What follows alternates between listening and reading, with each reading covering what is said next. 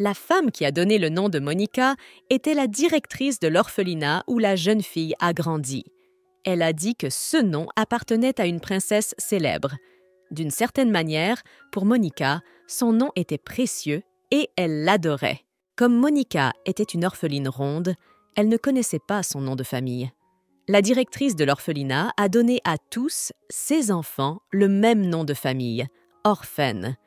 Elle était persuadée que ses pupilles changeraient de nom après avoir été adoptées. Toutefois, si un enfant n'est pas retiré de l'orphelinat, le nom de famille Orphan lui reste acquis à vie. Monica doit trouver un emploi convenable. La jeune fille se rendit en ville pour passer un entretien. Madame Holland était la servante en chef d'une famille aristocratique. Monica souhaite entrer dans cette maison en tant que tutrice. Vous avez une bonne lettre de motivation. J'ai remarqué que vous aviez travaillé comme infirmière pendant la guerre. C'est très bien que vous ayez travaillé dur pour le pays à votre époque. Je pense que c'est ainsi qu'il faut élever les filles modernes, dit Madame Holland. Il y a 4 ans, une guerre a éclaté dans le royaume où Monica a grandi et elle a duré environ 2 ans. Elle s'est déroulée 2 mois avant la majorité de Monica. Au début de la guerre, la jeune fille a appris que l'unité médicale avait commencé à recruter des infirmières. Monica s'est laissée convaincre par le salaire proposé. Elle avait besoin d'argent. On lui promet également qu'à son entrée dans l'armée, elle bénéficiera d'une aide pour aller à l'université. Le destin n'a pas toujours été favorable à Monica. Le royaume est toujours en faillite après 3 ans de service de la jeune fille. Elle n'a pas reçu son salaire et l'université qu'elle voulait fréquenter a été complètement détruite. L'amie de Monica, Diana, a orienté la jeune fille vers une station balnéaire située dans la partie sud du royaume.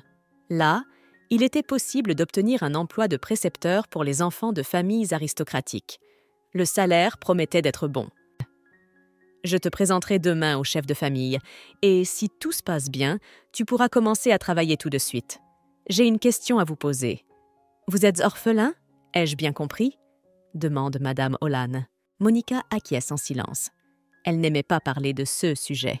Monica avait déjà eu l'occasion de quitter l'orphelinat, mais la jeune fille n'avait pas accepté d'être adoptée. Elle avait 12 ans à l'époque et était trop gentille. Monica a toujours aimé communiquer avec les petits-enfants. Elle aimait les aider, leur apprendre quelque chose. La directrice de l'orphelinat avait bon espoir de trouver une famille convenable pour Monica. Elle la présentait toujours à des personnes qui cherchaient une fille. 6 personnes étaient généralement appelées parrains et marraines. Les parrains et marraines préfèrent les jeunes enfants. Comme Monica avait déjà 12 ans, elle était considérée comme trop âgée pour être adoptée. Cependant, la jeune fille n'a pas perdu espoir. Un jour, un homme est venu à l'orphelinat et a dit qu'il voulait adopter une fille. Il voulait qu'elle soit assez âgée et indépendante. De préférence, elle devait avoir 12 ans.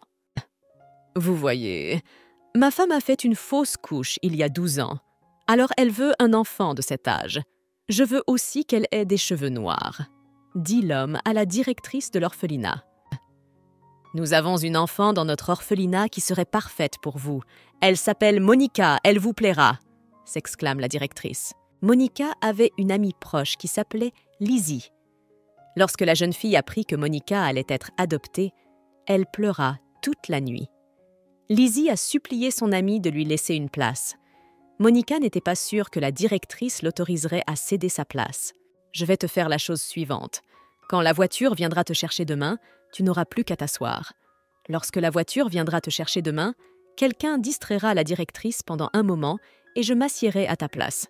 Ma broche, que tu voulais tant, je te la donnerai. » Promit Lizzie. Monica aimait beaucoup la broche de Lizzie. Elle était magnifique. C'était la broche qui avait été attachée au berceau de la petite fille lorsqu'elle avait été déposée à l'orphelinat. La pierre de la broche était probablement fausse, mais elle était quand même très jolie. Les enfants de l'orphelinat étaient jaloux de Lizzie et voulaient s'emparer de la broche. Les enfants de l'orphelinat étaient jaloux de Lizzie et voulaient s'emparer de la broche. « Tu es intelligente et jolie, tu réussiras dans la vie. Tu vois bien que la directrice me gronde presque tous les jours.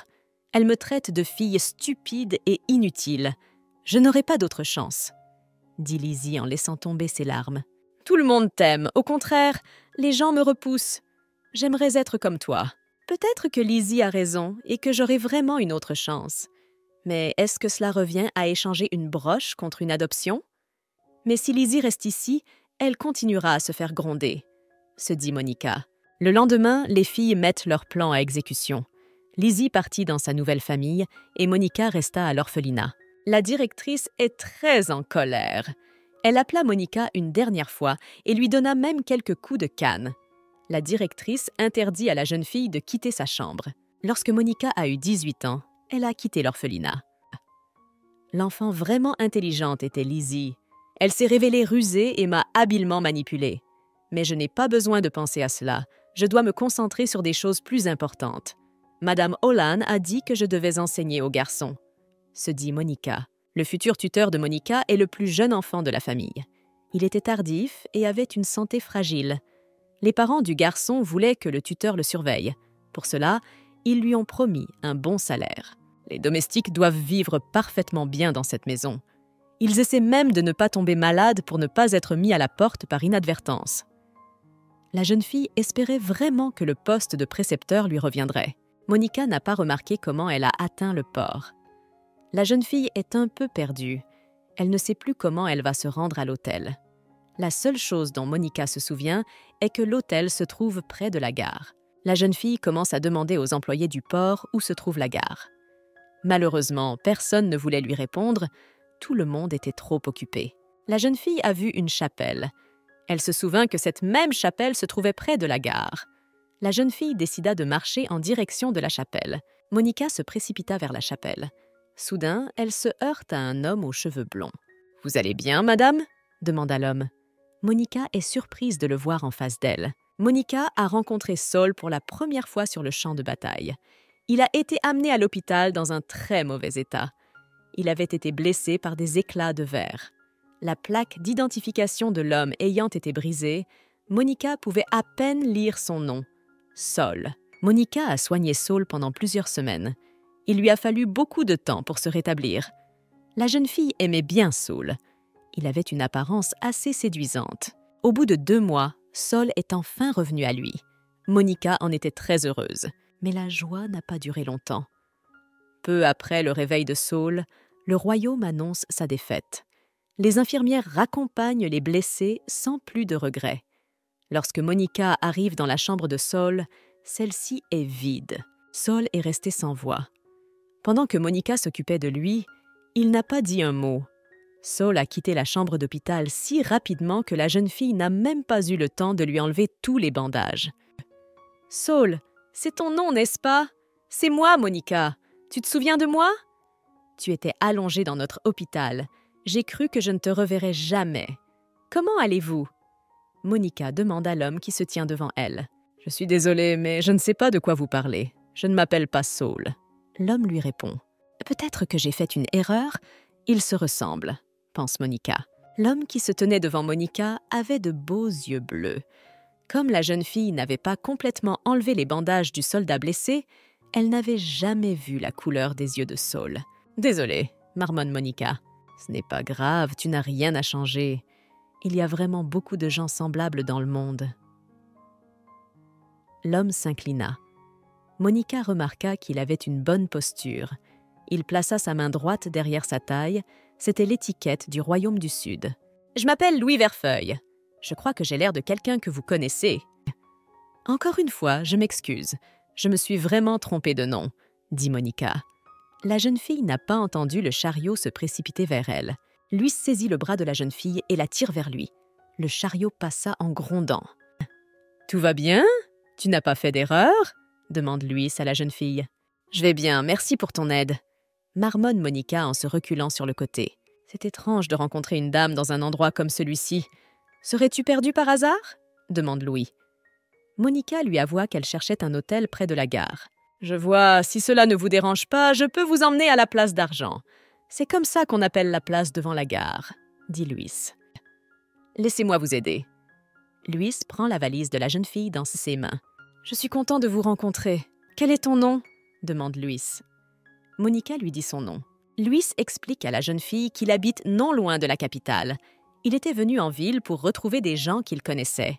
Monica a remarqué qu'il était si amical avec elle, comme s'ils étaient de vieux amis. La jeune fille a également décidé de lui expliquer la raison de sa venue en ville. Je suis sûre que le travail de tuteur vous conviendra. D'ailleurs, je n'ai jamais rencontré de fille avec des yeux aussi beaux. De plus, vous êtes très curieuse. C'est bien que tu sois venue dans cette ville. Il y a beaucoup de choses intéressantes ici, dit Luis. Luis, comme il l'avait promis, a emmené la jeune fille au square d'argent. Dans un coin de sa tête, Monica voulait rencontrer cet homme agréable et joyeux au moins une fois de plus. « J'espère vous revoir, si cela ne vous dérange pas, » dit Louis. Luis embrasse doucement la main de la jeune fille. « Je ne suis pas la personne que tu connaissais, mais la prochaine fois que nous nous rencontrerons, nous apprendrons à nous connaître. »« Tu es un vrai bourreau des cœurs !» s'exclama Monica. Louis lui adresse un sourire narquois. « Eh bien, mademoiselle Monica, au revoir !» dit Louis en lui tendant sa valise. Il s'est comporté comme un vrai bourreau des cœurs et ne l'a même pas nié. Son comportement m'a répugnée. Il a découragé tout désir de se revoir, pense Monica en regardant le dos de Luis qui s'en va. Le lendemain matin, Monica se rendit à la maison où elle devait travailler en tant que tutrice. Malgré l'heure matinale, il faisait très chaud. Monica décida qu'avec son premier salaire, elle s'achèterait un chapeau et un parapluie ajouré. Newto Mallette offre à son invité un thé glacé. Monica n'avait jamais bu de thé glacé auparavant. La jeune fille avait entendu dire que, par temps chaud, Sa Majesté le roi appréciait ce type de boisson. En buvant une gorgée, la jeune fille se dit que le thé glacé est vraiment rafraîchissant. « Moi aussi, j'ai été surprise la première fois que je suis venue en ville. J'ai trouvé étrange de voir de la glace en plein été, » dit Madame Mallet. « L'enfant que vous allez enseigner est mon fils Martinel. Je l'ai mis au monde à une époque où la lourdeur pesait sur mon âme. En ce moment, je m'inquiète de la faiblesse de son corps. Mais quand je m'occupe de Martinel, je trouve la paix. » Monica se dit que Madame Mallet semble être une personne gentille qui aime beaucoup son fils. Madame Mallet a également une fille plus âgée, du même âge que Monica. Elle s'appelle Liella Mallette. Habituellement, les femmes de l'aristocratie se marient avant l'âge de 20 ans. Mais à cause de la guerre qui se prolonge, elle n'est pas encore mariée. Ma fille dit qu'elle ne veut pas se marier. Elle souhaite vivre toute sa vie dans cette maison, à mes côtés. Je tiens à préciser qu'elle a un caractère assez enfantin, lui dit Madame Mallet. Monica se dit que si elle avait vécu dans cette luxueuse maison aux côtés de sa souriante et gentille mère, elle non plus ne se serait jamais mariée. Mademoiselle Monica, je vous aime bien. Vous avez l'air d'une fille gentille et intelligente. Je pense que vous prendrez bien soin de mon fils. À partir d'aujourd'hui, vous pouvez me traiter comme une mère. S'il arrive quelque chose, n'hésitez pas à m'en parler, d'accord ? Demande Madame Mallet. Notre femme de chambre salie vous montrera où se trouve votre chambre. Notre majordome vous apportera vos bagages. Je vous présenterai Martinel au dîner. Soudain, des cris joyeux d'enfants retentissent. Les enfants de Madame Mallet arrivent dans le couloir. Madame Mallet présente son fils à son nouveau tuteur. En regardant la fille de Madame Mallette, Monica s'est figée de surprise. Elle connaissait très bien ses yeux gris et ses cheveux soyeux et bouclés. Devant elle se tient son amie de longue date, Lizzie. « Je m'appelle Liella, » dit Lizzie. « Et voici ma fille. Je t'ai dit que tu avais le même âge qu'elle. J'espère vraiment que vous deviendrez amis, » dit Madame Mallet. Liella Martinel, montrez sa chambre à Monica. Je lui ai attribué une chambre à côté de celle de Martinel. « Mademoiselle Monica, quel âge ai-je » demande Martinel à la jeune fille. Monica lui répondit qu'elle savait qu'il avait 10 ans, mais qu'il paraissait plus vieux que son âge. « Oh, je n'ai pas l'air plus jeune à cause de ces chaussures de golf. Maman m'a dit de les porter car je risquais d'attraper froid, » s'indigne Martinel. Monica s'empressa de lui assurer qu'il était très à la mode avec ses chaussettes. Monica tendit la main vers la poignée de la porte qui se trouvait à côté de la chambre de Martinel. « Derrière ces portes se trouve un entrepôt, » dit Liella. Monica a remarqué que la jeune fille portait de fins gants en résille. C'était le genre de gants dont rêvaient tous les aristocrates. Après la guerre, il était très difficile de s'en procurer. « Voici votre chambre, mademoiselle Monica. » Liella désigna de la main la pièce voisine. « Ma sœur, pourquoi parlez-vous si fort? Tu es encore fâchée pour la montre que j'ai cassée il y a quelques jours ?» demande Martinel à la jeune fille. « Non, je ne suis absolument pas fâchée. Je dois être troublée par la rencontre d'une nouvelle personne. Mademoiselle Monica, rappelez-moi votre nom de famille, » demande Liella. « Je m'appelle Monica Orphan. Voici maintenant votre chambre. C'est ici que vous pourrez vous reposer et laisser vos affaires. Au fait, Rappelez-moi votre nom de famille. Je l'ai encore oublié, demanda encore Liel. Mon nom de famille est Orphan, et il est impossible que tu ne t'en souviennes pas. Monica était presque sûre que c'était Lizzie qui se tenait devant elle. Oui, ses cheveux avaient été teints en brun, mais son attitude hostile la trahissait. « D'accord, Lizzie, ça fait un moment. Pas besoin de faire semblant, je t'ai reconnue aussi, » dit Monica en souriant. Elle était très curieuse de savoir comment son amie de longue date allait réagir à ces paroles. La remercierait-elle pour son aide? Lui dirait-elle merci? « Pourquoi es-tu venue ici ?» demanda Liela d'un ton mécontent. « Tu as probablement mal compris quelque chose. Je cherchais un emploi et j'ai découvert que cette maison avait besoin d'un tuteur. Je peux même vous montrer une invitation à un entretien et une lettre de recommandation. » Monica répond. La jeune fille sortit de son sac une enveloppe contenant une lettre de recommandation. Liela lui arrache immédiatement l'enveloppe des mains. Liela a sorti la lettre de recommandation de l'enveloppe et l'a déchirée en petits morceaux. Monica a essayé de prendre la lettre de recommandation, mais Liela l'a repoussée brutalement. Incapable de rester debout, Monica s'écroule sur le sol. « Tu es en train de dire que tu ne cherchais qu'un emploi? C'est un mensonge très élaboré. Et ne m'appelle plus jamais Lizzie. Je m'appelle Liela. Ne l'oublie pas, Monica Orphan. » Liela jeta la lettre de recommandation en lambeaux sur le sol. Monica regrette de ne pas avoir donné cette lettre à maîtresse Mallet plus tôt. Elle aurait confirmé son identité. Qu'est-ce que Madame Mallet allait lui dire maintenant? Après 10 ans, qu'attendez-vous de moi? Vous voulez me faire croire que quelqu'un engagerait une orpheline? En plus, vous n'avez plus de lettre de recommandation. Tu es une fausse personne, dit Liela. Je ne suis pas la seule orpheline ici, Lizzie Orphan. Je sais quel genre de personne tu es. Ou as-tu déjà oublié qui t'a donné la chance de vivre ici? Demanda Monica en cachant la lettre de recommandation en lambeaux dans son sac. Je le savais, tu es venue ici pour prendre ma place, marmonne Liela. Réveille-toi, tu veux! Je suis venue ici pour travailler comme tutrice, s'exclame Monica. Désolée de vous interrompre, je suis venue chercher ma lettre de recommandation. Je suis heureuse de voir que vous êtes déjà amies. Madame Mallet entre dans la pièce. J'ai accidentellement endommagé la lettre de recommandation. Elle s'est déchirée quand j'ai voulu la sortir de mon sac. Menteuse, Monica. La jeune fille sort la lettre déchirée de son sac. Monica, comment t'es-tu fait cette égratignure sur le bras? Demande Madame Mallet. Monica s'était blessée à la main en tombant sur le bord de la table. Mademoiselle Monica s'est égratignée la main sur un clou qui dépassait de la porte. J'étais sur le point de l'aider. Je voulais apporter un bandage et une sorte de pommade désinfectante. Liel ment. Je n'ai pas besoin de pansements et de pommade. C'est une petite égratignure, j'ai des pansements, dit Monica. La jeune fille tendit une lettre de recommandation en lambeaux à maîtresse Mallet. On dirait que cette lettre a été déchirée volontairement, remarque Madame Mallet. J'ai également été choquée par ce fait. Quand je suis entrée, la lettre était déjà déchirée et il y avait une entaille sur son bras, dit Liela. Tu as décidé de me mentir maintenant? Madame Mallet demande à sa fille. Non, répond Liela en baissant la tête. Monica se souvint soudain qu'à l'orphelinat, la directrice avait souvent traité Lizzie de fille stupide et inutile.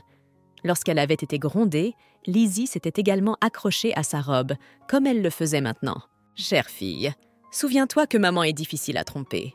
Agis-tu ainsi à cause d'une robe qui n'a pas été faite pour toi ?»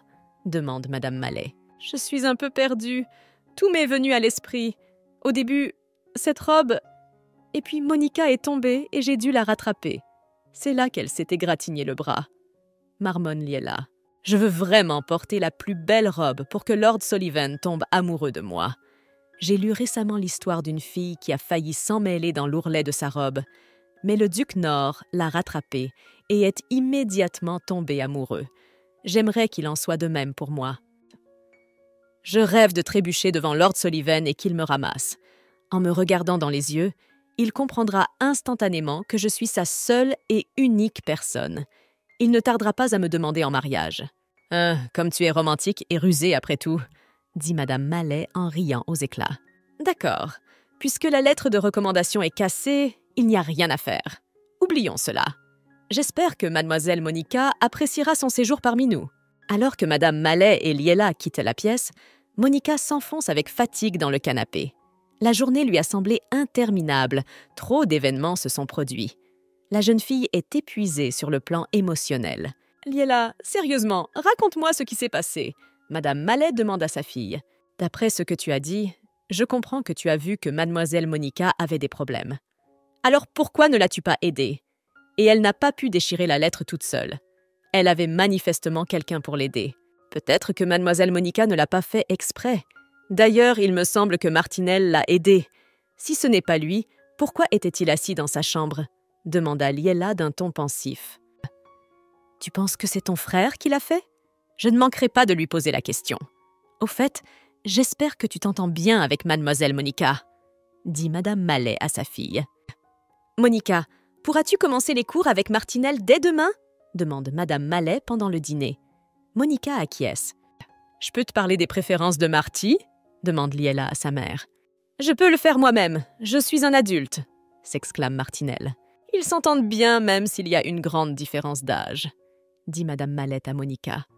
Monica remarque que Liela et Martinel se comportent comme de vrais frères et sœurs. Mademoiselle Monica, vous devrez prendre la température de Marty tous les soirs. Veillez à ce qu'elle ne monte pas. Quand il se réveillera, vous devrez faire son lit, dit Liela à Monica. Elle a décidé de donner un petit briefing à la nouvelle tutrice. Une fois le briefing terminé, Liela propose à Monica de discuter de certaines choses. « Ma mère a remarqué que toi et moi nous mentons. Elle ne sait pas encore ce qu'il faut faire, » dit Liela. « Alors, qu'en est-il? Tu veux que je raconte un autre mensonge à madame Mallet ?» demande Monica. Elle s'est promis de ne plus jamais se faire avoir par Lizzie. Elle ne mentira plus jamais dans cette maison. Avant le dîner, madame Holland entra dans la chambre de Monica. Elle l'invite à rencontrer les autres résidents de la maison. Madame Holland présente la jeune fille aux femmes de chambre et aux cuisiniers. Le chef cuisinier a expliqué à Monica que le manoir en question avait été construit par une autre riche famille aristocratique de haut rang il y a plus de 10 ans. Cependant, pendant la guerre, la famille s'est séparée et la famille Mallet a élu domicile dans la maison. En comparant les dates, Monica a réalisé que Lizzie avait été adoptée avant d'emménager dans le manoir. Maintenant, elle a peur que quelqu'un découvre qu'elle a été adoptée. Madame Mallet cache également le fait qu'elle a adopté sa fille aînée. Liela, je sais que tu veux te débarrasser de moi, mais je ne partirai pas d'ici. Croyez-le ou non, j'ai besoin d'argent. Je suis très pauvre. J'ai dû travailler depuis l'âge de 18 ans. Raconte, Monica. À cause de certains événements, je n'ai pas été payée pour travailler comme infirmière. Alors je n'avais même pas d'argent pour louer une chambre dans un hôtel. J'ai été heureuse d'apprendre qu'on avait besoin d'un tuteur ici. Dans cette maison, il y a de très bons emplois avec des salaires décents. Grâce à madame Mallet, j'ai pu avoir un dîner copieux pour la première fois de ma vie. Et je pense qu'en vous rappelant la petite faveur que je vous ai faite il y a 10 ans, vous pourrez me considérer comme un professeur au service de votre famille. Je vous promets que j'oublierai la Lizzie orpheline que j'ai connue. D'accord, je vous crois. Oublions nos malentendus. Et j'espère vraiment que nous ne reviendrons jamais sur cette conversation, dit Liela et sortit de la chambre de Monica. Monica décide de défaire ses bagages. Soudain, une broche rose tombe de la valise. Monica avait complètement oublié qu'elle avait eu cette broche. Monica n'avait pas bien dormi pendant la nuit et elle avait des vertiges depuis le matin. Au petit déjeuner, Monica demande à la femme de chambre où elle peut s'acheter un peigne et un chapeau de soleil. Si vous voulez aller au marché, vous devrez marcher jusqu'à la gare sur la place principale. La servante lui explique. Au fait, j'ai entendu dire que notre jardinier Hans voulait aussi aller au marché aujourd'hui. Je suis sûre qu'il vous accompagnera. La servante s'exclame en apercevant le jardinier. Ce dernier n'eut d'autre choix que d'accepter. Je dois aller à la forge. Si tu veux acheter un peigne et un chapeau, tu dois aller dans les rangées là-bas. Quand tu auras tout acheté, viens ici, je t'y attendrai, dit Hans, le jardinier, à la jeune fille. J'essaierai de revenir rapidement pour que tu n'aies pas à m'attendre, promet Monica. Il y a beaucoup d'ivrognes ici. Alors si quelqu'un commence à s'en prendre à toi, crie aussi fort que tu le peux, conseille Hans. Hans semble très gentil avec Monica. Cependant, son intrusion ennuyait parfois la jeune fille. Monica achète un peigne en bois, un chapeau de paille et un ruban de soie. La jeune fille joyeuse décide de retourner à l'endroit où elle s'est séparée de Hans. Après avoir erré dans le marché, Monica se rendit compte qu'elle était perdue. Monica chercha des passants à qui elle pourrait demander son chemin. Dans l'une des ruelles, elle rencontra un homme aux cheveux blonds. Les yeux de l'homme étaient d'un bleu vif. comme les profondeurs de la mer. « Louis !» demanda Monica surprise. « Et pourquoi parles-tu de cet abruti ?» demanda l'homme. Monica remarque qu'il empeste l'alcool. Il est manifestement ivre. « Je m'excuse. Vous ne vous souvenez pas de moi ? Il y a 2 jours, vous m'avez accompagné à la gare. Je me suis perdue à ce moment-là aussi. Vous avez oublié ?» demande Monica. « Voilà encore cet abruti qui répand des rumeurs sur moi. Je n'ai rien à voir avec ce salaud, » dit l'homme aux cheveux blonds. « Dégagez de mon chemin !» L'homme passa devant la fille d'un pas rapide et assuré. Monica le regarde avec surprise. « Attendez !» Monica cria et se précipita sur l'homme. Il ne fait pas attention à elle. Rattrapée par l'homme, Monica lui saisit le bras. « Qu'est-ce que tu veux de moi ?» demanda l'homme d'un ton furieux en retirant son bras. « On t'a juste croisé et tu t'es enfui comme ça ? J'ai acheté un chapeau pour 60 pièces d'argent, mais tu m'as fait le lâcher. Il est tombé dans la boue. Tu dois maintenant faire amende honorable. » Monica s'exclame. « Écoute, trouve ce salaud de Louis et demande-lui cet argent. » D'un ton mécontent, l'homme marmonne. « Je ne trouverai pas de Louis. Rendez-moi mes 60 pièces d'argent. » Monica saisit fermement le bras de l'homme. « Nous l'avons trouvé! Garcia, c'est là que tu es allé !» crient les hommes qui ont soudain surgi dans la ruelle. « Tu as tout gâché, » marmonna Garcia. « J'espère que tu survivras. » Garcia se dégagea des bras de Monica et s'éloigna. « Quel sale type !» s'exclame Monica. « Attrapez-le !» crient les hommes et se lancent à la poursuite de Garcia. « Qui êtes-vous » L'un des hommes saisit brutalement le bras de Monica. « Je ne suis qu'une passante, laissez-moi partir !» demande la jeune fille. « Ne me mentez pas. Je vous ai vu vous étreindre !» s'exclame l'homme. Un autre homme au crâne rasé s'approche d'eux. Il propose de prendre Monica en otage. « Je ne connais vraiment pas cet homme aux cheveux blonds. Je me disputais seulement avec lui parce qu'il a mis le bazar dans mes affaires. Je ne sais absolument pas où il est allé. » Monica avoue. « Cette vermine a volé un objet de grande valeur dans notre forge. Dis-moi où il est allé.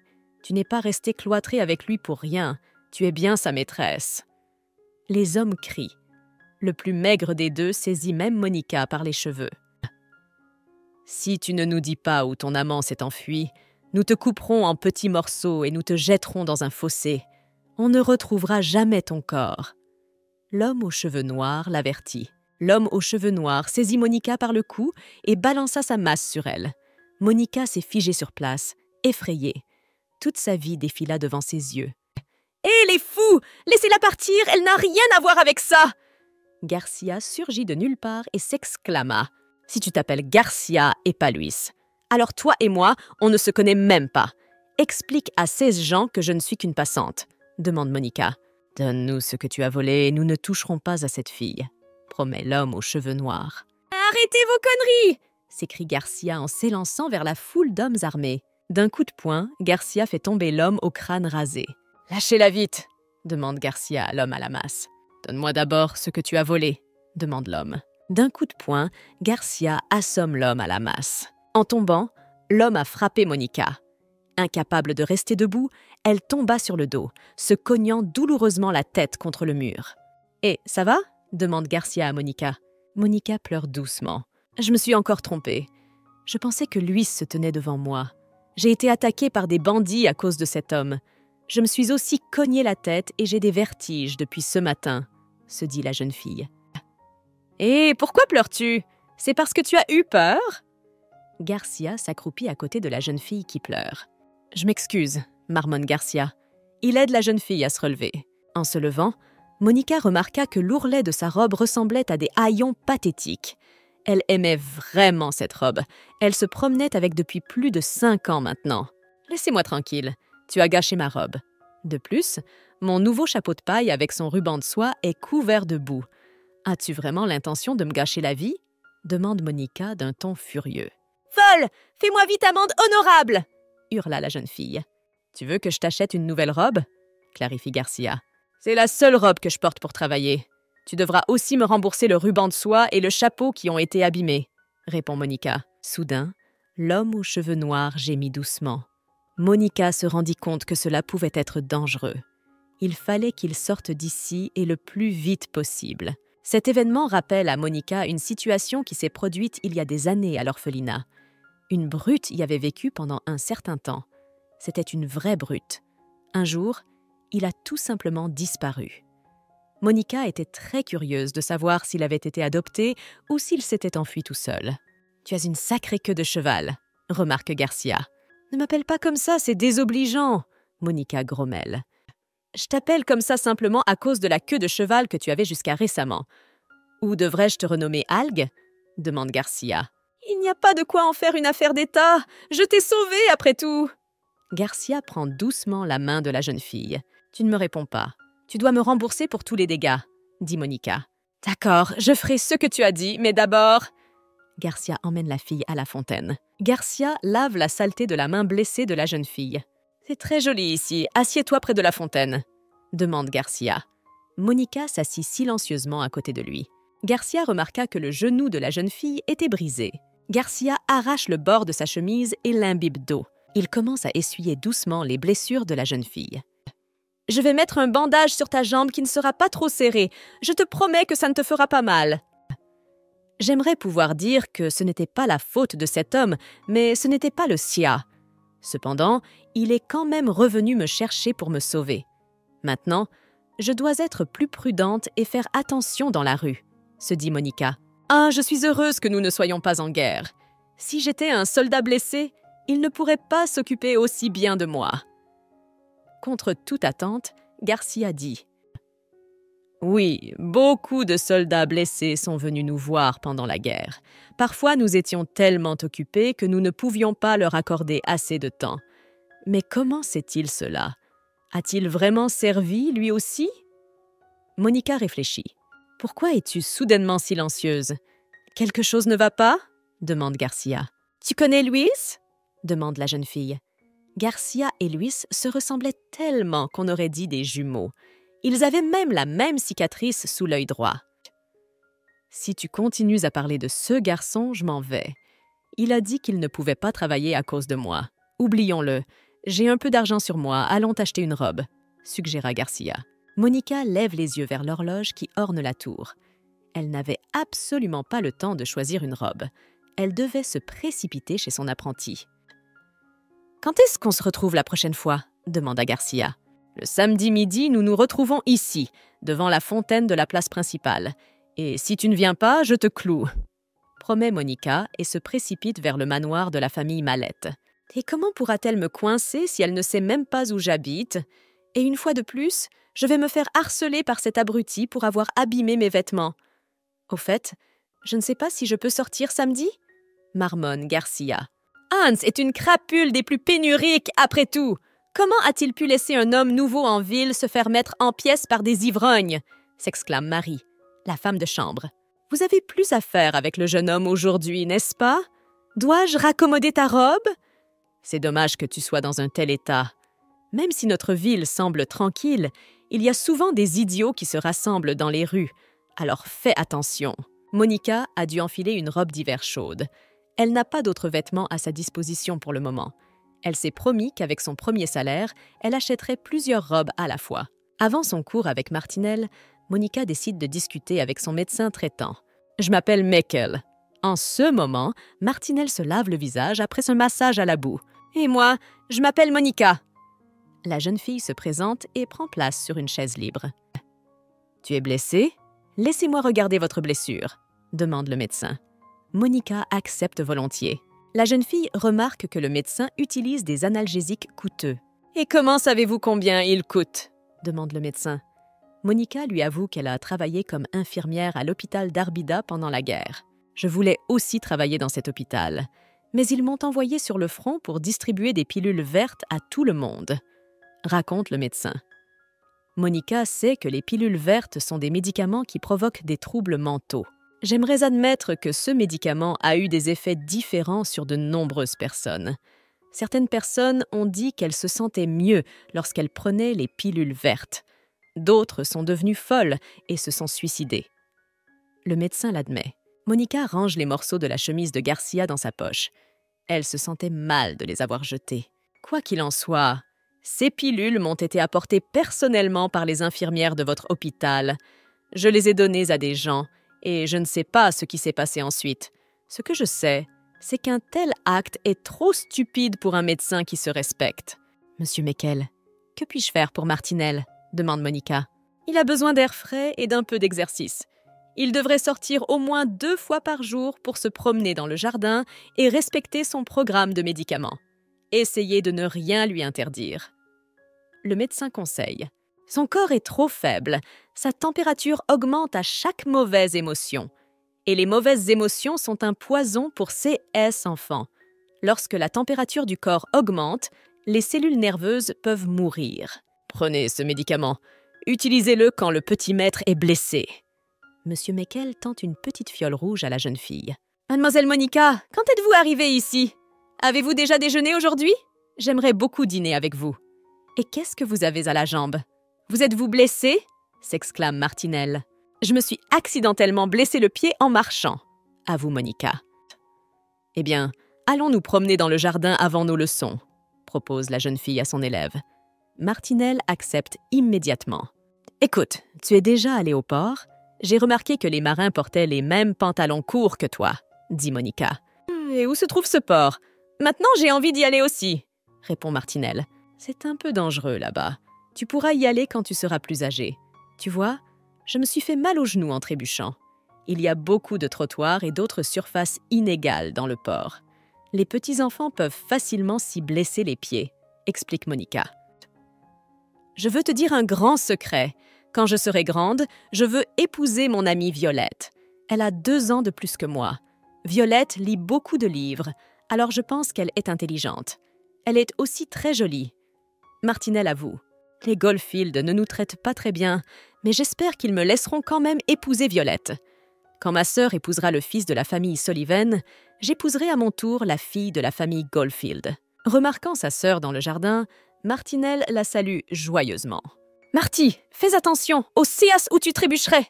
Liel s'exclame alors que Martinelle se précipite vers elle en la serrant dans ses bras. Monica s'inclina devant Liel. Un banquet est prévu le samedi soir. Madame Mallette avait demandé à Monica d'aider les domestiques à préparer le repas. Pendant la promenade, Martinelle dit à Monica qu'il a rencontré Violette à l'une des fêtes. Il espérait la voir également au banquet d'anniversaire de la comtesse. La famille de Violette a également été invitée. « Excusez-moi, mais pourriez-vous rester avec Marty au banquet ?» Madame Mallet demande à Monica. « J'aimerais bien, mais je n'ai pas les vêtements qu'il faut, » répond Monica. Madame Mallet lui permet de choisir une des robes de sa fille. « Maîtresse a autorisé que nous prenions une robe que tu n'as pas encore portée. Voyez-vous, Monsieur Martinelle a persuadé Mademoiselle Monica de l'accompagner au banquet. » Madame Holland explique à Liella. « Je n'ai pas encore décidé ce que je porterai au banquet. Je veux encore y réfléchir, » dit Liella. « Tu ne devais pas porter la robe verte qui a été faite sur mesure le mois dernier ?» demande Madame Holland. « Je vous l'ai dit, je ne sais pas encore ce que je vais porter. Reviens plus tard, » grommelle Liella. « Je sais que vous n'êtes pas très pointilleuse, mais nous devons tout de même vous choisir une robe qui convienne au banquet. Je ne pense pas que maîtresse Liella nous donnera une robe, » dit Madame Holland en quittant la chambre de Liella. Monica devine que Liella est préoccupée par le banquet à venir. Martinelle lui avait confié qu'il y a quelques années, les fiançailles de Liella avaient soudainement été rompues. Aujourd'hui, lorsque la question du mariage est soulevée, la jeune fille est très nerveuse. Monica a remarqué que ces derniers temps, elle se comparait beaucoup à Liel. Si elle n'avait pas accepté d'échanger, elle se promènerait aujourd'hui dans de superbes robes de soie et de fins gants de dentelle. Liel était constamment prise en charge par tout le monde, tandis que Monica n'avait rien d'autre à faire que de travailler. Elle avait échangé la richesse contre une belle broche. « Bon, ça y est, arrête de penser à des choses idiotes. Les choses vont s'améliorer. Je dois accepter la situation et aller de l'avant. » Monica se tapote les joues. Elle doit chasser les pensées négatives et se concentrer sur le positif. Ce matin, j'ai pris un gros petit déjeuner, mais Liella n'a pas pu car elle se préparait pour le banquet. Ma vie n'est donc pas si mauvaise, s'exclame Monica. Comme c'était samedi, Monica est allée à la fontaine.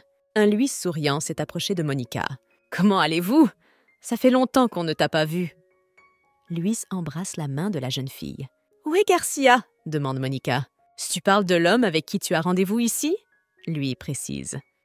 « Tu vois, voilà le truc. Garcia m'a envoyé te voir aujourd'hui à cause de certaines circonstances.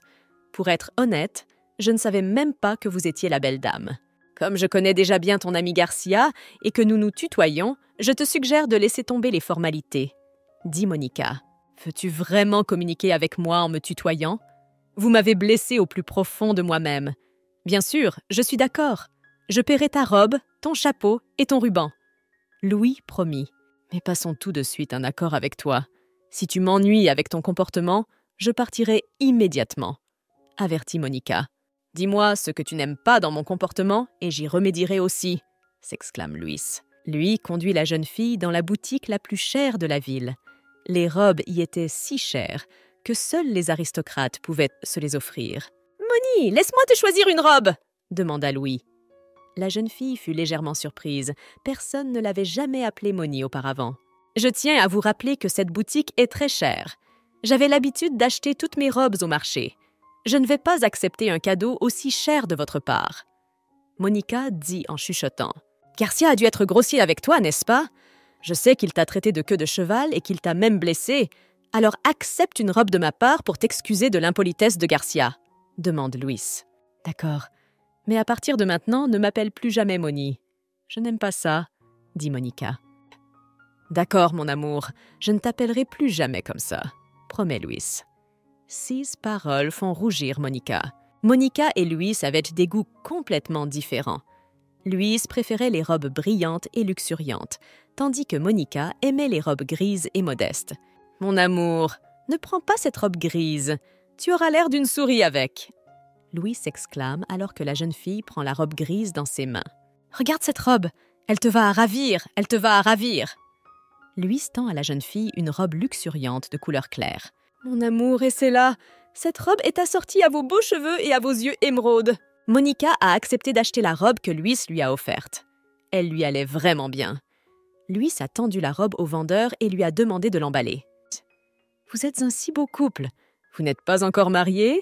demande la jeune fille au vendeur. « Oh, malheureusement, pas encore.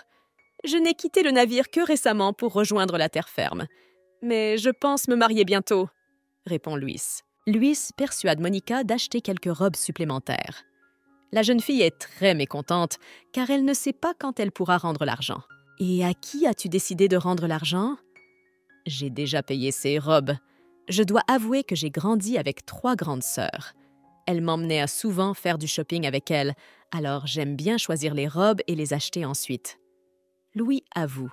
« Louis, tu m'as dit un jour que tu étais médecin, c'est vrai ?»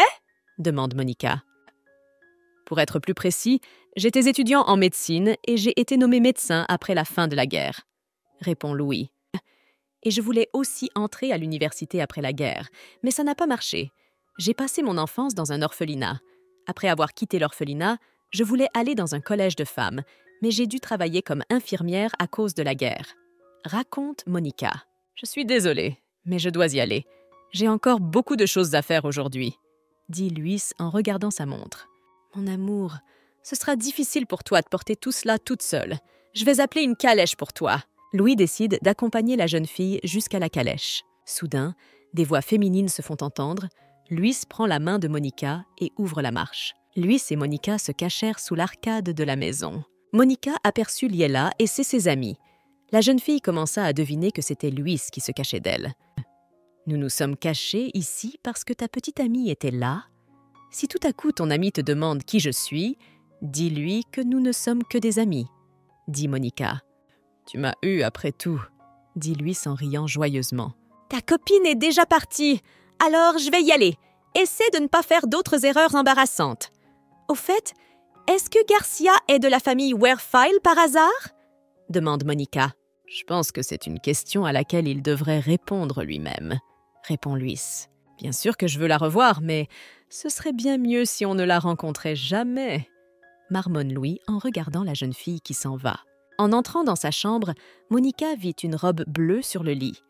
Elle devina qu'il s'agissait de la robe que Madame Holland lui avait apportée. « Je n'ai plus à me soucier des robes maintenant, j'ai quelque chose à me mettre. Il a quand même bon goût, il a choisi la robe parfaite pour moi.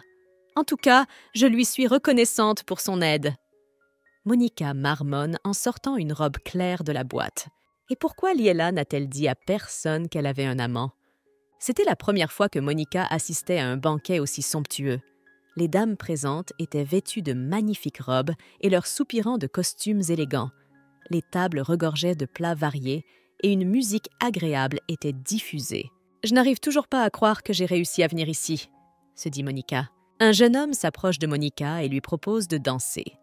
La jeune fille refusa, disant qu'elle n'était qu'une tutrice accompagnant son élève. Le jeune homme s'excusa et s'éloigna précipitamment. « Mademoiselle Monica, nous devons aller à la fontaine tout de suite. J'ai appris que c'est là que Violette est allée. » Martinelle prit la main de la jeune fille et l'accompagna. Près de la fontaine, il y avait des tables où tout le monde pouvait prendre un thé accompagné de toutes sortes de friandises. « C'est mademoiselle Violette qui est assise là-bas », chuchota Martinelle. Voyant Martinelle, Violette se dirigea immédiatement vers lui. « Bonjour Martinelle, qui est à côté de toi ?» demande la jeune fille. Martinelle lui dit qu'il est venu au banquet avec sa tutrice. « Bonjour mademoiselle, je m'appelle Monica. » La jeune fille avait vraiment envie de rire, mais elle se retint de toutes ses forces. Tout ce béguin pour Martinelle l'amusait. « Martinelle, sais-tu par hasard pourquoi la fontaine ne fonctionne pas ?» demanda Violette. Martinelle répondit qu'elle avait été éteinte pour le banquet. Elle faisait beaucoup de bruit et gênait les conversations des invités. « Il y aura bientôt un feu d'artifice. Il est la fierté de notre famille. Récemment, notre famille a commencé à vendre de la poudre à canon dans un pays voisin. Mon père y est actuellement en poste, » se vante Martinelle. Monica savait déjà que la famille Mallette s'était enrichie en fournissant de la poudre à canon à la guerre. En gros, ils devaient leur succès à la guerre. Au début, le royaume s'était même vanté de gagner grâce à l'aide de la famille Mallette. Soudain, Monica se souvient de toutes les horreurs de la guerre. Nerveuse, elle a mal au ventre. « Mademoiselle Monica, votre teint n'est pas très sain. Vous vous sentez mal ?» demande la jeune fille à un Martinelle agité. « Je vais m'éloigner un instant, j'ai besoin d'un verre d'eau. J'ai besoin d'un verre d'eau, » marmonne Monique. La jeune fille demande à la servante Marie de surveiller Martinelle. Monica essaie de s'éloigner du banquet bruyant. Elle a besoin de se calmer et de reprendre ses esprits. Cela me fait mal de penser que c'est cette famille qui a fourni la poudre à canon pour la guerre. À une époque, le royaume aurait pu se rendre et il n'y aurait pas eu autant de morts. C'est très dur pour mon âme maintenant. Je me demande si Liella est fière de sa famille. Non, à quoi je pense? Cette guerre a été déclenchée par le roi, pas par la famille Mallette. Parfois, je me dis que je cherche une excuse pour détester Liella. Oui, peut-être que tout aurait pu être à moi. Je me demande si c'est vrai que Liella a une liaison avec le fils de la famille Sullivan. Cette famille est l'une des plus célèbres et des plus riches du pays. Quand elle l'épousera, je serai jaloux qu'elle ait le meilleur marié du pays. Je devrais probablement partir d'ici. Bien sûr, cette ville est très riche. Il y a beaucoup d'opportunités ici. J'aime mon travail. Je me sens bien dans cette maison. Cependant, je ne suis pas sûre de pouvoir supporter ce genre de pression. Monica voulait retourner auprès de son apprenti Martinelle, mais elle entendit soudain des voix. Au rez-de-chaussée, près de la terrasse, Liella parlait à un homme. « J'aimerais le dire, mais je ne crois pas que j'ose. Et pourtant, je crois que je t'aime, » dit Liella. L'homme a tourné la tête. Monica le reconnaît. C'est Louis Verfeuille. « Il faut que je sorte d'ici, et le plus vite possible. Je n'ai rien à voir avec tout ça, » se dit Monica. « Oh, je suis désolée, mademoiselle Mallette, mais je ne veux pas de votre cœur. » Monica entendit sans s'y attendre. Les mots de l'homme lui paraissent cruels. « Mais au moins, vous avez besoin de ma dot !» s'exclame Liella. « Mademoiselle Maley, vous vous rendez compte de ce que je veux vous dire? Je n'ai pas besoin de votre confession. Et je ne comprends absolument pas pourquoi vous voulez vous vendre à moi comme une marchandise, » dit l'homme. Monica est très gênée d'entendre une conversation aussi franche.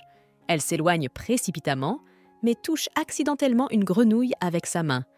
La grenouille se mit à caqueter bruyamment et sauta sur le côté. « Qui est là ?» demanda l'homme. « Je suis désolée. J'ai été malade au banquet et je suis venue ici pour reprendre mon souffle sur le banc. Je ne voulais pas surprendre votre conversation. Je vais partir maintenant. Je ne vous dérangerai pas, » dit Monica. « Excusez-moi, j'ai une question un peu stupide. Mais vous n'êtes pas Luis ou Garcia, n'est-ce pas? Qui êtes-vous » demande Monica à l'homme. Sa façon de parler était différente de celle de Luis et Garcia. « Monica, pourquoi es-tu ici?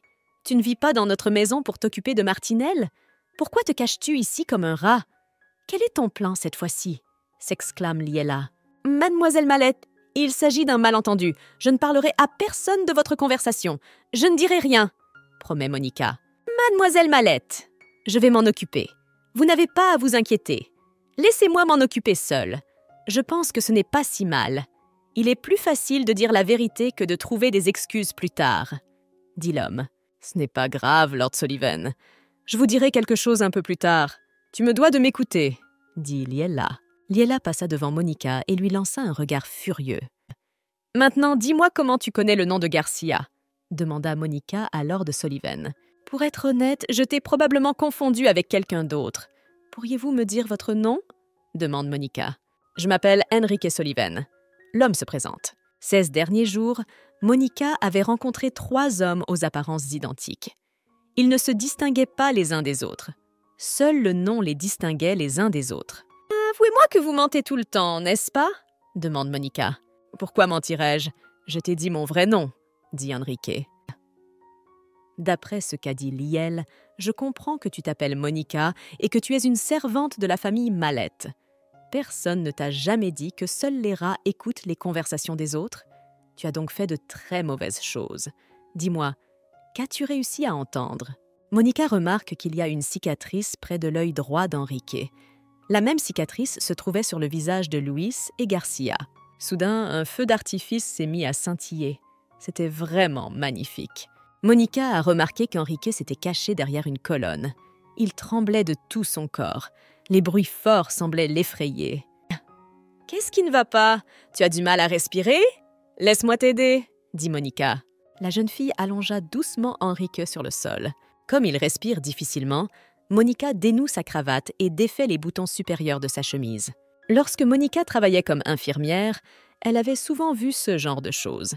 Certains soldats blessés, lorsqu'ils entendaient des bruits forts, pleuraient ou ne pouvaient pas respirer. Enrique Sullivan ne pouvait sans doute pas non plus se libérer de cette terrible guerre. « Respirez, vous êtes en sécurité. Nous sommes au manoir Mallet, pas sur le champ de bataille. La guerre est déjà terminée, » dit Monica d'une voix calme et posée. Enrique s'assit sur le sol. « Ne vous inquiétez pas, j'ai souvent vu ce genre de comportement. Tu dois être un militaire? As-tu pris le médicament de couleur verte ?» demande Monica. Enrique se figea sur place, surpris. Une sueur froide recouvre son visage. Pendant la guerre, l'armée donnait souvent des médicaments verts aux soldats blessés. Plus tard, les effets secondaires de ces médicaments ont été découverts. Au fil du temps, les symptômes des soldats se sont aggravés. Ils ont commencé à avoir des hallucinations. Plus tard, au milieu de ces hallucinations, les soldats ont vécu un événement horrible. Ce n'est qu'à ce moment-là que l'on a cessé d'administrer le médicament vert aux blessés. Parmi les infirmières, seules quelques-unes savaient comment préparer ce médicament. Après la fin de la guerre, leur sort est resté inconnu. Elles ont tout simplement disparu. Je ne dirai à personne ce qui s'est passé. Vous n'avez pas à vous en soucier. Réponds simplement à ma question. Vous, Luis et Garcia, avez une cicatrice sous l'œil droit. Elle est assez discrète. On ne la voit que si on la regarde de près, dit Monica. Réponds-moi, Enrique Sullivan. Qu'est-ce que tu fais? Pourquoi tout cela? Qu'est-ce que tu veux faire? Si tu ne me dis pas la vérité, tout le monde saura que tu as peur des feux d'artifice. Monica touche la cicatrice sur le visage d'Enrique. « Tu me menaces maintenant ?» s'exclame Enrique en se levant d'un bond.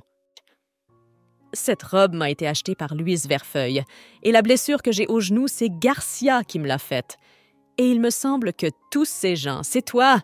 s'exclame Monica. « Mademoiselle Monica, que faites-vous ici ?» demande Martinelle en s'approchant. « Je suis tombée accidentellement et Monsieur Sullivan m'a aidée à me relever. » ment Monica. « Oh, je suis heureux que vous ayez déjà eu l'occasion de faire connaissance, » dit Martinelle en souriant. « Oui, c'est comme ça. Tu ne me dis rien, je dois tout découvrir par moi-même, » répond Enrique au garçon. « Oui, j'ai une nouvelle tutrice. Mademoiselle Monica va non seulement me donner des cours, mais elle va aussi s'occuper de ma santé. Elle était infirmière pendant la guerre. » raconte Martinelle.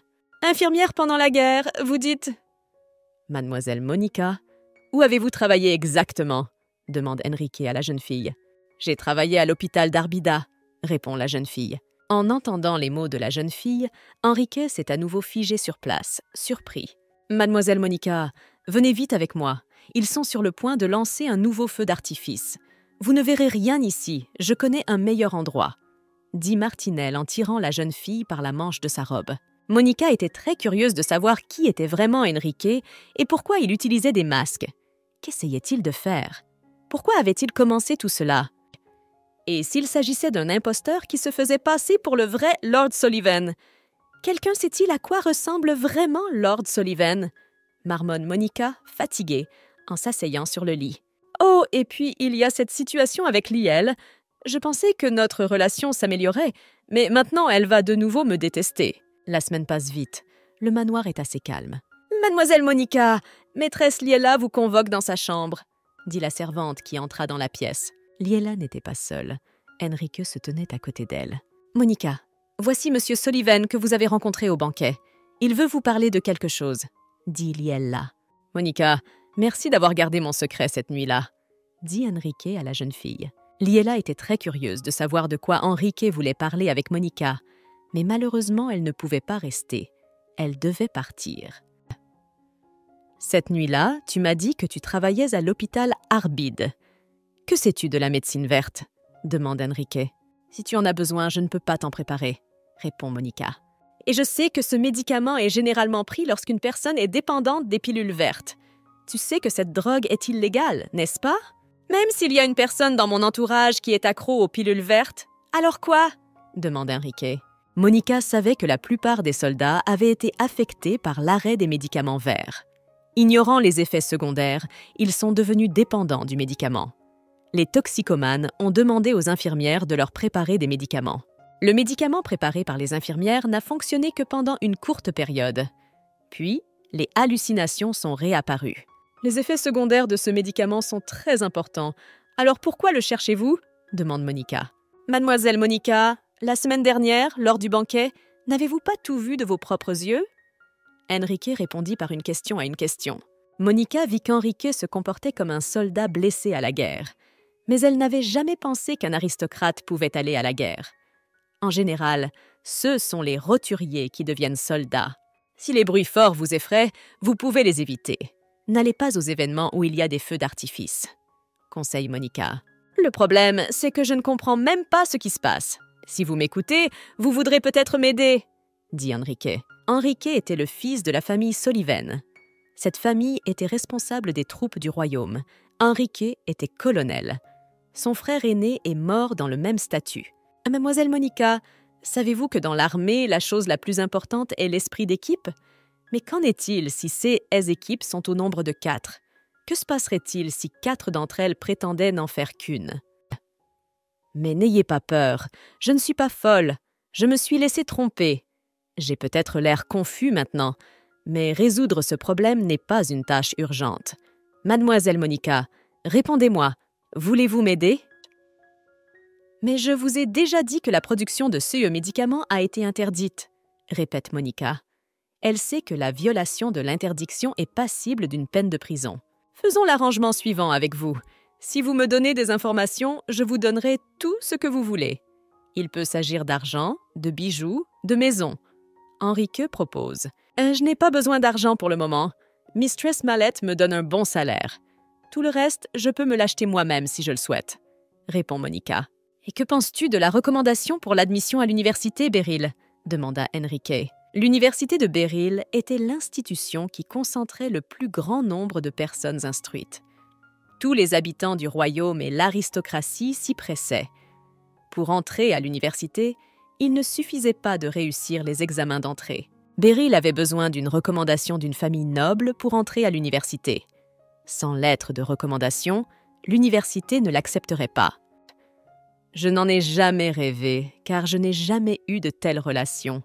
J'aimerais vraiment obtenir une recommandation pour être admise, se dit Monica. J'ai demandé à Madame Mallet de me raconter votre histoire. Je sais que pour entrer dans une université pour femmes, tu as trouvé un emploi d'infirmière dans un hôpital, dit Enrique. Depuis peu, la famille Sullivan finance l'université de Beryl. Si tu as des références de notre famille, ton admission sera facile. Je ne sais même pas comment je peux aider. Vous m'offrez de très bonnes conditions. Monica réfléchit.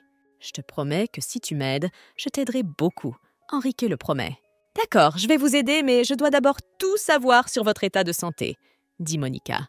Luis Verfeil. Garcia sont tous mes noms. Je ne me souviens pas comment tout cela a commencé, avoue Enrique. Pourquoi cette mauvaise fille, Monica Orphan, est-elle revenue dans ma vie? Pourquoi est-elle venue dans cette maison?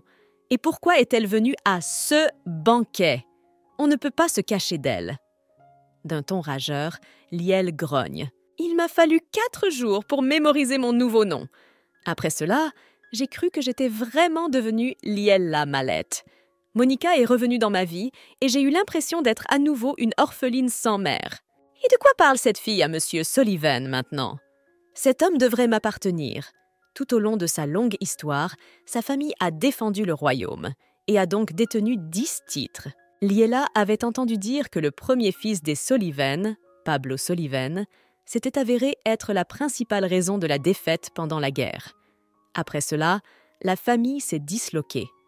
Lorsque les Sullivan ont revendiqué la mort de leur fils Pablo, le roi leur a retiré plus de la moitié de leurs honneurs de guerre. Madame Sullivan a également dû renoncer à de vieilles demeures, à des antiquités et à d'autres biens précieux.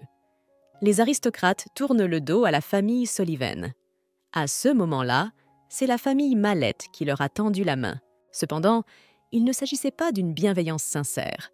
Le chef de la famille Mallette avait l'intention de rehausser son statut inférieur par le mariage de Liela et d'Enrique. Madame Sullivan a exprimé sa gratitude pour la proposition de mariage, mais a refusé. Elle souhaite que son fils choisisse lui-même sa compagne. « Fais en sorte qu'Enrique te choisisse. » Monsieur Mallet ordonne à sa fille adoptive. « Il est temps de rembourser ton éducation. Si tu ne le fais pas, je te vendrai à la première famille venue pour une grosse somme d'argent. »« Mais père, j'ai déjà promis d'épouser Norrington !» s'exclame Liel. « Tu ferais mieux d'épouser Sullivan plutôt que d'aller dans une famille bourgeoise. Enrique apparaîtra au banquet de la comtesse Morrison dans quelques jours. Ne rate pas ta chance, » dit Monsieur Mallet à sa fille. Liel a dû rompre ses fiançailles. La jeune fille en est très triste. Comme l'avait dit Monsieur Mallet, Enrique Sullivan se présenta au banquet. Sa vie privée a toujours été un secret et elle intéressait beaucoup les gens. Enrique ne dansait qu'avec des femmes qui avaient des dots énormes. Il souriait rarement, son visage était le plus souvent sérieux. Un jour, Enrique demanda à Liela de danser avec lui. Pendant la danse, il lui souriait constamment. Liel oublia un moment qu'elle avait rompu ses fiançailles avec l'homme qu'elle aimait sur ordre de son père. Après le banquet organisé par la comtesse Morrison, Enrique ne dansait plus qu'avec Liel. La jeune fille décida qu'il était son parfait sauveur. « Maintenant, Monica est entrée dans ma vie et a tout gâché, mais je ne la laisserai pas m'empêcher d'épouser Enrique. Elle ne pourra pas gâcher ma vie, » se dit Liel. « Il y a 10 ans, quand j'ai quitté l'orphelinat, je me suis juré de ne jamais retourner à une vie misérable. » En regardant par la fenêtre, Liel remarque qu'Enrique et Monica sont surveillés par leur jardinier Hans. Liela ordonne qu'on appelle le jardinier auprès d'elle. La jeune fille a un plan. Certains pensaient que le trouble de la personnalité était l'œuvre de fantômes. D'autres disaient que ce n'était qu'une illusion causée par l'imagination. Les médecins ne pensaient pas que c'était mal. Mais est-ce normal? Cela n'interfère-t-il pas avec la vie d'une personne? Chaque fois que Monica s'allongeait dans son vieux lit à l'orphelinat, elle s'imaginait être une princesse perdue dans un royaume voisin. La jeune fille s'imaginait qu'un certain roi, son père, la retrouvait enfin et ne cessait de verser des larmes de bonheur. Mais on ne peut pas dire qu'il s'agisse d'un trouble de la personnalité. Parfois, je me réveille et je trouve dans ma chambre des objets qui n'y étaient pas auparavant. Je ne me souviens pas d'où elles viennent. Parfois, cela arrive tous les jours. Parfois tous les 3 jours. Raconte Enrique. Je ne me souviens pas quand je suis revenue de la guerre. Je me suis soudain retrouvée dans une pièce avec ma mère. Elle me parlait des indemnités de guerre. Ma mère m'a encouragée à assister à des banquets où il y avait beaucoup de filles avec de grosses dots. C'est à cette époque qu'est apparue une chose qui dépassait mon entendement. Un jour, je me suis réveillée dans un état épouvantable et j'ai réalisé que j'étais dans un train. Je n'avais absolument aucun souvenir de la façon dont j'étais arrivée là. Mon voisin de wagon m'a dit que j'aurais été très ivre. Mais le problème, c'est que je ne bois presque jamais. J'ai remarqué qu'au fil du temps, ma maladie a commencé à progresser. J'ai commencé à chercher des médecins qui pourraient m'aider. Malheureusement, mes recherches n'ont pas abouti. J'ai commencé à m'écrire des lettres. Parfois, Luis me répondait, mais le plus souvent, c'était Garcia. C'est ainsi que j'ai appris à connaître mes deux identités, Luis et Garcia. Un jour, Luis m'a demandé si j'avais pris le médicament vert. J'ai alors décidé que c'était peut-être le fait que je n'avais pas pris le médicament vert qui était à l'origine de ma folie. Et je t'ai dit que le médicament ne ferait qu'aggraver les effets secondaires. Il ne peut pas t'aider, s'exclame Monica. J'ai réussi à trouver une petite quantité de CE médicaments une fois. Alors, pour la première fois depuis 3 ans, j'ai pu dormir. Avant, je souffrais d'insomnie pendant des jours. Luis et Garcia m'empêchaient de dormir, répond Enrique.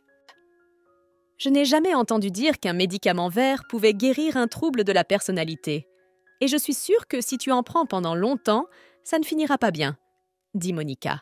Et je n'ai pas besoin de beaucoup de temps, du moins pas jusqu'à la cérémonie de mariage.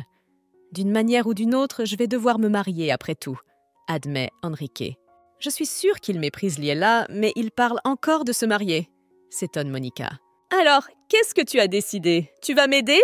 Demande Enrique. Oui, je t'aiderai si tu tiens ta promesse, demanda Monica. Alors, quand pourras-tu obtenir ce médicament?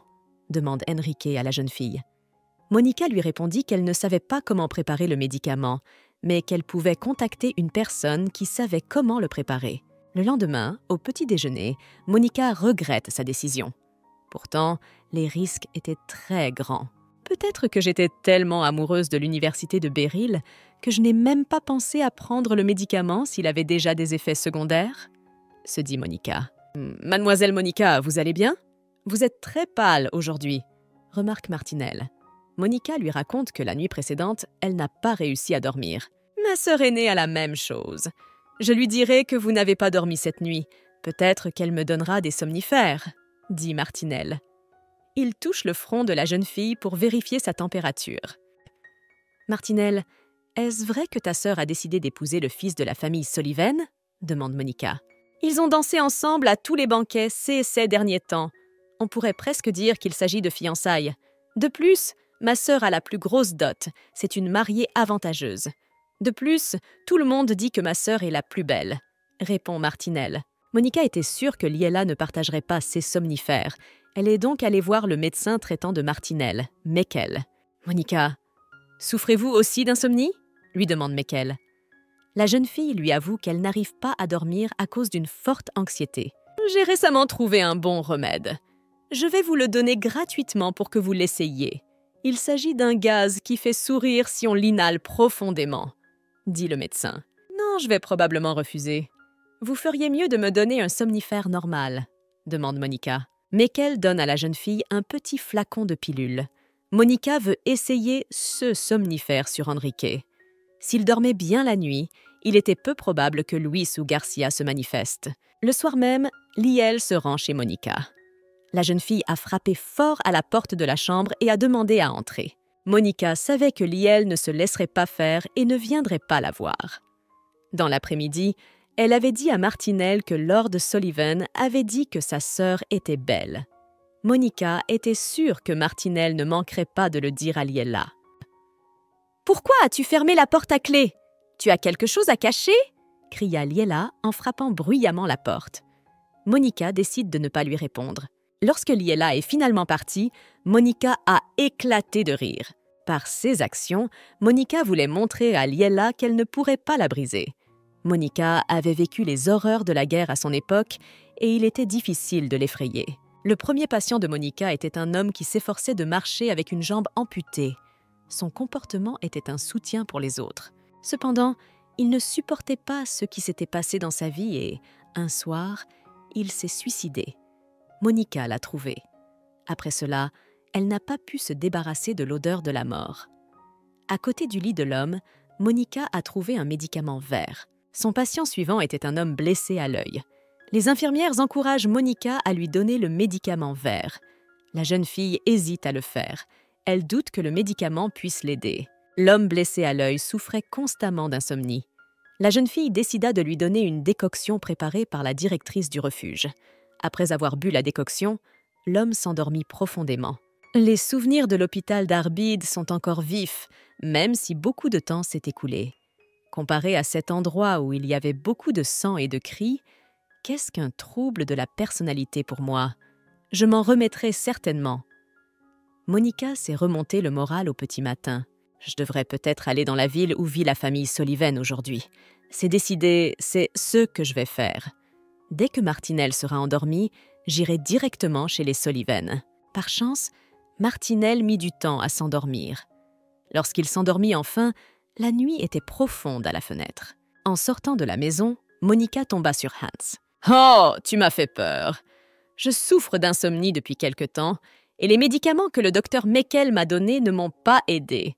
Alors, j'ai décidé d'aller me promener. » Monica explique. « Mais il se fait tard. Je pourrais peut-être vous tenir compagnie ?» propose Hans. Monica refuse l'offre de Hans. Elle ne pouvait pas le laisser voir où elle allait. « Permettez-moi de vous accompagner, au moins jusqu'au carrefour. Ce quartier est assez bruyant et on peut s'y perdre, » dit Hans. Monica se rend compte qu'elle a peu de chances de se débarrasser de lui, alors elle accepte qu'il l'accompagne jusqu'au carrefour. « J'ai remarqué que vous aviez une nouvelle robe. Elle te va très bien, » dit Hans à la jeune fille. C'était une robe bleue que Louis lui avait achetée.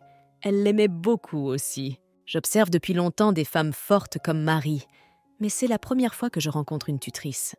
Je ne sais même pas comment vous féliciter, dit Hans. Monica lui sourit gentiment. Il semblait l'avoir amusée. Hans accompagna la jeune fille jusqu'au carrefour, comme il l'avait promis, et repartit aussitôt. Monica trouva rapidement la maison de la famille Sullivan. Elle se rendit à l'entrée principale et frappa fort. Le majordome de la famille Sullivan ouvrit la porte. « Qu'est-ce qu'il y a? Pourquoi êtes-vous venu me voir à cette heure tardive ?» grommela Enrique. « C'est à propos des médicaments, » dit Monica. Enrique fait signe à la jeune fille de le suivre dans son bureau. « En fait, je pensais qu'il faudrait quelques jours pour trouver le remède vert, » dit Enrique. « Oui, cela va prendre du temps et je ne sais même pas si je vais réussir. Aujourd'hui, je t'ai apporté un autre médicament. C'est un somnifère courant. Je te conseille de l'essayer. » Monica sort de son sac le flacon de médicaments que le docteur Meckel lui a donné. « Je vous ai déjà dit que j'avais pris toutes sortes de somnifères, mais qu'ils n'avaient eu aucun effet. Andrew, montre à cette fille notre armoire à pharmacie, » demanda Enrique au majordome. Andrew apporta une valise contenant plusieurs flacons colorés. « Vous voulez dire que vous prenez tous ces médicaments ?» précise Monica. La collection de somnifères l'impressionne.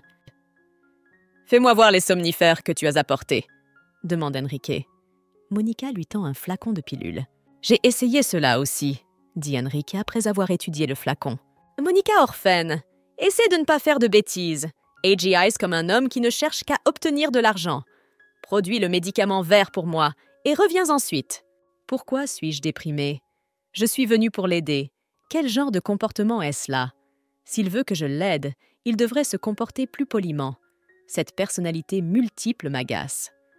Monica se dit « Tu sais, j'ai quelque chose à te dire. »« Tu sais, et j'ai quelque chose à te dire !» s'exclame Monica en se levant d'un bond. Monica s'exclame en se levant de son siège. « Tu sais, j'ai quelque chose à te dire, et j'ai fini de te parler, » dit Henrik en fouillant dans sa poche. Il en sort un carnet de chèques. Il rédige un chèque et le tend à Monica. « Pourquoi m'as-tu donné ce chèque ?» se demande Monica. Le montant du chèque représente 10 fois son salaire mensuel. Je ne peux pas forcer les gens à travailler gratuitement. Si tu te souviens de la méthode de fabrication du remède vert, utilise cet argent pour acheter les ingrédients. J'ai tout ce qu'il faut maintenant. Avez-vous quelque chose à dire ? Demande Enrique. « Je vais travailler dur !» s'exclama Monica en s'inclinant très bas devant Enrique. Le montant du chèque était trop beau pour être en colère. « Alors, combien de temps peux-tu rester éveillée ?» demanda Monica. « Je peux rester éveillée pendant 2 jours, puis je m'endors. Presque tous les soirs, quand je pose la tête sur l'oreiller, le reste de la nuit dure une éternité. »« Sais-tu pourquoi je veux épouser Mademoiselle Mallette ?» demande Enrique. « Mon sommeil disparaît complètement s'il n'y a pas de bruit. La maison dans laquelle je vais vivre avec ma famille est trop grande. Elle est donc silencieuse. Mon grand-père de la 6e génération voulait se construire un château, pas une maison de maître. Peut-être connaissez-vous Asmar Eridrey ? Bien sûr, Monica connaissait Asmar et Ridrey. Son château était si grand qu'on en parlait dans les journaux et qu'on en parlait dans les contes de fées. Le château des Ridrey était le plus grand du royaume. Quand j'étais petite, je m'imaginais qu'il y avait un prince bien réel qui vivait dans le château des Ridrea. Monica avoue. « Tu sais, de toutes les choses que j'ai déjà entendues, c'est la plus originale, » dit Enrique. « Au fait, Monica, je ne t'ai pas parlé d'une autre de mes personnalités, n'est-ce pas? Vous ne connaissez que Luis et Garcia. Malheureusement, pour l'instant, je ne sais pas non plus qui l'estimated. Il n'apparaît pas souvent et je ne connais pas son nom. Ce problème est aggravé par le fait que je dois me marier cet automne. Je vais probablement devoir faire ma demande en mariage bientôt. Et si, lorsque vous vous mariez, votre conjoint devenait votre roc, vous commencerez à vous sentir plus en sécurité et à mieux dormir, suggère Monica. Mademoiselle Monica, c'est reparti. Je vous le dis, la seule chose qui m'aide, c'est le médicament vert. Je suis sûre que les choses iront mieux si vous me l'apportez bientôt. Enrique s'exclame. Il a régulièrement des crises de délire. Les hallucinations sont un mauvais signe. Et je ne suis pas sûre que le médicament vert n'aggrave pas le problème. Monica se dit qu'elle veut aider Enrique. Elle voulait aider Enrique. Et non pas, au contraire, le blesser encore plus. « Enrique, tu m'as donné l'argent. Je ne peux pas m'occuper de toi maintenant? Je veux t'assurer que j'essaierai de faire des efforts, » s'exclame Monica. « C'est trop tard. Andrew te sortira de là, » dit Enrique et sonna la cloche. Dès que Monica est partie, Enrique a remarqué qu'elle avait laissé son chapeau sur la table. Enrique ramassa le chapeau de la fille sur la table et le mit sur son visage. Enrique s'est souvenu de ceux qu'il avait vécus pendant la guerre. Bien qu'il ait été à la tête d'une section, il n'a pas compris à quoi servait la guerre. Qui en profitait? Un jour, Enrique a voulu sauver un petit garçon qui se trouvait au milieu de la bataille, mais il y a eu soudain une explosion. Quand Enrique a ouvert les yeux, il a vu la silhouette floue d'une fille devant lui. Il a deviné qu'il s'agissait d'une infirmière. Quand Enrique n'arrivait pas à dormir, l'infirmière lui chantait des berceuses d'une voix calme. « Monsieur, avez-vous vraiment dormi ici toute la nuit ?» demande le majordome. « Vous voulez dire que c'est déjà le matin? Ai-je vraiment dormi ici ?» s'étonne Enrique. « C'est étrange. Cette nuit, je ne me suis pas réveillée une seule fois. J'ai dormi comme un bébé. Et même si le jour a changé, ma personnalité n'a pas changé, » se dit Enrique. « Mademoiselle Monica, est-ce vrai qu'on dit que vous avez un amant? Hans nous l'a dit. Il vous a vu hier soir. Si ce n'est pas un secret, où êtes-vous allée? Demande la femme de chambre au petit déjeuner. Cette nuit, je suis allée chez le docteur Meckel pour lui demander des somnifères. Je ne dors pas très bien ces derniers temps, répond Monica. Tu veux dire que tu as une relation avec le docteur? Au fait, Meckel n'est pas marié, dit Marie. Non, il ne l'est pas. Lui et moi avons une relation de travail, répond Monica. Puisque vous n'avez pas de relation, pourquoi ne pas vous intéresser à Hans? Oui, il est très jeune, mais il est beau. Et il n'est pas très joueur, dit la femme de chambre. Je m'excuse, mais j'ai une affaire urgente à régler. Je ferais mieux d'y aller. Monica se lève de son siège. Je crois que je ferais mieux d'éviter Hans pendant un certain temps. Je ne veux pas que les servantes répandent des rumeurs sur nous, se dit Monica. Je devrais aussi écrire une lettre à Diana. Elle sait peut-être comment préparer le remède vert. La fille du comte, Isabella, vint rendre visite à Martinelle. Elle était une aristocrate digne de ce nom et se comportait comme une adulte. « Pourquoi devrais-je être près d'elle aujourd'hui ?» s'exclame Martinelle. « Martinelle, comporte-toi comme un gentleman digne de ce nom. Et ne te mets pas en colère par cette chaleur ou tu auras encore plus chaud, » dit Isabella. « Comme tu m'agaces. Pourquoi ne pas sortir d'ici ?» siffle Martinelle en colère. « J'aimerais bien faire ce que tu dis, mais je ne peux pas. Maman m'a ordonné de passer du temps avec toi. Elle est sûre que nous devrions nous marier. » Isabella répond. « Je ne me marierai jamais avec toi !» s'écrie Martinelle. « Mademoiselle Monica, je vais aller dans ma chambre, car je veux finir de construire le château que j'ai commencé à bâtir. » Martinelle dit cela et quitta la pièce. Monica s'étonne que son élève déteste Isabella. « Mon futur fiancé ne sait plus où il en estimate. Je n'ai rien d'autre à faire que de me sentir désespérée. C'est pour cette raison que je dois travailler dur ces derniers temps. C'est comme ça que je me laisse distraire. » Isabella avoue. « Il n'y a pas de fils dans notre maison, seulement des filles. Le titre de père reviendra à mon cousin. C'est pour cette raison que maman a dit que Martinelle et moi devions nous marier. Bien que la famille Mallette n'ait pas de mérite particulier, on a appris récemment que M. Sullivan voulait épouser la sœur de Martinelle, Liel. La famille Mallette profitera largement de ce mariage. Isabella, pardonnez-moi si je suis indiscret, mais vous parlez trop facilement de mariage. Tu es encore très jeune. Que se passera-t-il si, plus tard, tu rencontres un homme qui te plaît ? Demande Monica. C'est peut-être le Kéas, mais je suis sûre que Martinelle est le mari qu'il me faut. Pour mon père, le comte Valentino, le mariage est plus important que tout. Il veut vraiment que ses filles aillent dans un bon foyer. Isabella répond. Dès que mes sœurs ont atteint l'âge adulte, elles se sont mariées. Le moment venu, je me marierai moi aussi. Mais j'ai quelque chose à faire. Je veux faire des études et apprendre à gérer l'argent. Mais si Martinelle ne veut pas m'épouser, je n'insisterai pas. Mon père trouvera alors un meilleur parti pour moi. Les paroles de la jeune Isabella frappèrent Monica au plus profond d'elle-même. Les familles aristocratiques avaient-elles une attitude aussi simple à l'égard du mariage et des relations? Qu'en est-il de l'amour? Isabella serait-elle heureuse si elle épousait l'homme que son père a choisi pour elle? Les nobles ne pensent-ils qu'au profit?